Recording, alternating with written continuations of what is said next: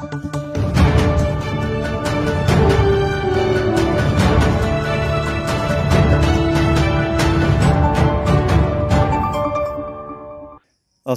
আলাইকুম। সুধী দর্শক সকলকে আলোকিত রাঙামাটি রাত ৮টা সংবাদে আমন্ত্রণ জানাচ্ছি। শুরুতে জানিয়ে দিচ্ছি সংবাদ শিরোনাম। আবারও স্থগিত বাঘাইছড়ি উপজেলা পরিষদ নির্বাচন।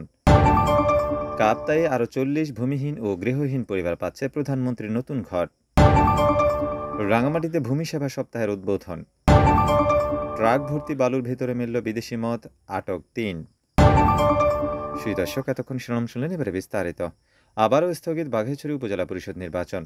আইনশৃঙ্খলা পরিস্থিতি অবনতির আশঙ্কায় ৯ জুন অনুষ্ঠেয় রাঙামাটির বাঘাইছড়ি উপজেলা পরিষদ নির্বাচন অনির্দিষ্টকালের জন্য স্থগিত ঘোষণা করে দিয়েছেন নির্বাচন কমিশন। শনিবার দুপুরে নির্বাচন কমিশনের উপসচিব মোহাম্মদ আতিয়ার রহমান স্বাক্ষরিত বিজ্ঞপ্তির মাধ্যমে বিষয়টি নিশ্চিত করা হয়েছে। চিঠিতে উল্লেখ করা হয়েছে, আইনশৃঙ্খলা পরিস্থিতি অবনতির আশঙ্কায় পরবর্তী নির্দেশনা না দেওয়া পর্যন্ত বাঘাইছড়ি উপজেলা পরিষদ নির্বাচন স্থগিত রাখার জন্য নির্বাচন কমিশন সিদ্ধান্ত প্রদান করছেন। বাঘাইছড়ি উপজেলার সহকারী রিটার্নিং কর্মকর্তা মোহাম্মদ বেলাল হোসেন বিষয়টি নিশ্চিত করেছেন।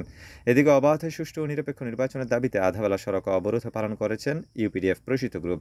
এই সময় অবরোধের সমর্থনে মারিশা দিঘিনালা সড়কের ১২ কিলো এলাকায় ঔষধ কোম্পানির একটি কাভার্ড ভ্যান ভাঙচুর চালায় এবং ৭ কিলো এলাকায় একটি মোটরসাইকেলে আগুন দেয়। এছাড়াও একটি পাথর বোঝাই ট্রাক সড়কের উপর আড়াআড়িভাবে রেখে চাকার হাওয়া ছেড়ে দেয় পিকেটাররা।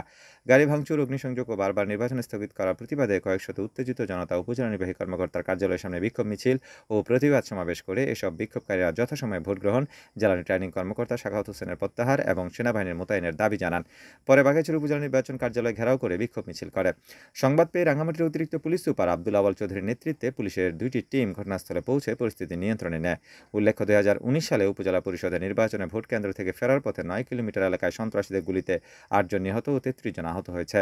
তাই এবারে নির্বাচন নিয়ে প্রশাসন বাড়তি সতর্কতা অবলম্বন করছে। কাপ্তাইয়ে আরও ৪০০ ভূমিহীন ও গৃহহীন পরিবার পাচ্ছে প্রধানমন্ত্রীর নতুন ঘর। আওয়ামী লীগ সরকারের আশ্রয়ণ প্রকল্পের আওতায় পঞ্চম পর্যায়ে দ্বিতীয় ধাপে কাপ্তাই উপজেলায় আরও ৪০টি ভূমিহীন ও গৃহহীন পরিবার পাচ্ছে মাননীয় প্রধানমন্ত্রীর নতুন ঘর। এর মধ্যে চিতমরম ইউনিয়নে 18টি ও রাইখালী ইউনিয়নে 22টি করে ঘর পাবেন উপকারভোগীরা। ইতিমধ্যে গৃহ নির্মাণের কাজ সম্পন্ন হয়েছে বলে জানান কাপ্তাই উপজেলা প্রকল্প বাস্তবায়ন কর্মকর্তা রুহুল আমিন। কাপ্তাই উপজেলা নির্বাহী কর্মকর্তা মোহাম্মদ মহিউদ্দিন জানান, পাহাড়ি এলাকার কথা বিবেচনা করে নতুন ঘরগুলো মাচাং ঘরের আদলে তৈরি করা হয়েছে। আগামী 11 জুন মাননীয় প্রধানমন্ত্রী গণভবন থেকে ভার্চুয়ালি উপস্থিত থেকে কাপ্তাই সহ দেশের বিভিন্ন উপজেলায় উপকারভোগীদের মাঝে নতুন ঘর হস্তান্তর করবেন। কাপ্তাই উপজেলা পর্যায়ে উপজেলা পরিষদ মিলনায়তনে প্রধানমন্ত্রীর অনুষ্ঠান শেষে আমরা উপকারভোগীদের হাতে এসব ঘরের চাবি এবং দলিল বুঝিয়ে দেব। রাইখালী ইউনিয়ন পরিষদের চেয়ারম্যান মক্কা মারমা এবং চিতমারম ইউনিয়ন পরিষদের চেয়ারম্যান ঐসলিমং চৌধুরী জানান, পঞ্চম পর্যায়ে দ্বিতীয় ধাপে আমাদের ইউনিয়নে ইতিমধ্যে গৃহ নির্মাণ কাজ শেষ হয়েছে। প্রসঙ্গত, ইতিমধ্যে কাপ্তাই উপজেলায় ১২৪টি পরিবার মাননীয় প্রধানমন্ত্রীর উপহারের ঘর পেয়েছে। রাঙামাটিতে ভূমি সেবা সপ্তাহের উদ্বোধন। রাঙামাটিতে সপ্তাহব্যাপী ভূমি সেবা সপ্তাহের উদ্বোধন করা হয়েছে। শনিবার ৮ জুন সকালে রাঙামাটি জেলা প্রশাসনের আয়োজনে জেলা প্রশাসন কার্যালয় প্রাঙ্গণে সপ্তাহব্যাপী ভূমি সেবা সপ্তাহ মেলার উদ্বোধন করেন জেলা প্রশাসক মোহাম্মদ মোশাররফ হোসেন খান। এই সময় অন্যান্যের মধ্যে উপস্থিত ছিলেন পুলিশ সুপার মীর আবু তৌহিদ, অতিরিক্ত জেলা ম্যাজিস্ট্রেট আব্দুল্লাল মাহমুদ, আঞ্চলিক পরিষদ সদস্য হাজী কামাল উদ্দিন, প্রবীণ সাংবাদিক সুনীল কান্তি দে সহ বিভিন্ন প্রতিষ্ঠানের কর্মকর্তারা উপস্থিত ছিলেন। আলোচনা সভায় বক্তারা বলেন, জাতির পিতা বঙ্গবন্ধু শেখ মুজিবুর রহমানের দর্শন অনুসরণ করে বর্তমান সরকার স্মার্ট ভূমি ব্যবস্থা গড়ে তুলেছে। এই ব্যবস্থাপনায় নাগরিক সেবা প্রাপ্তি সহজ ও সুন্দর হয়েছে। নাগরিক সেবা প্রাপ্তির সুবিধা গ্রহণ করতে নাগরিকদের স্মার্ট হতে হবে। ভূমি সেবা সপ্তাহ ভূমি ব্যবস্থাপনায় নাগরিক সম্পৃক্ততা বৃদ্ধিতে সচেতনতা সৃষ্টি করবে। জেলা প্রশাসক কার্যালয় প্রাঙ্গণে 4টি স্টলের মাধ্যমে সপ্তাহব্যাপী ভূমি সেবা প্রদান করা হচ্ছে। এর আগে ভূমি সেবা সপ্তাহ উপলক্ষে বর্ণাঢ্য র্যালি বের করা হয়। ট্রাক ভর্তি বালুর ভেতরে মিলল বিদেশি মদ, আটক ৩। খাগড়াছড়িতে ট্রাক ভর্তি বালুর ভেতরে অভিনব কায়দায় পাচারকালে বিপুল পরিমাণ বিদেশি মদসহ ৩ মাদক পাচারকারী আটক হয়েছে। আটককৃত মাদকের মূল্য প্রায় 4 লাখ টাকা।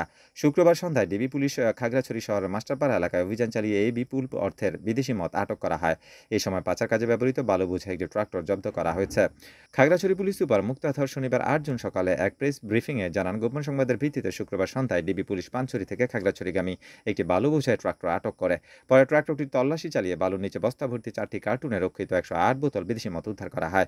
এই সময় মাদক পাচারকারী চক্রের 3 সদস্য মোহাম্মদ জামাল হোসেন, মোহাম্মদ আবু সিদ্দিক ও মোহাম্মদ মোবারক হোসেনকে গ্রেফতার করা হয়। গ্রেফতারকৃত সবাই জেলার পানছড়ি উপজেলার বাসিন্দা।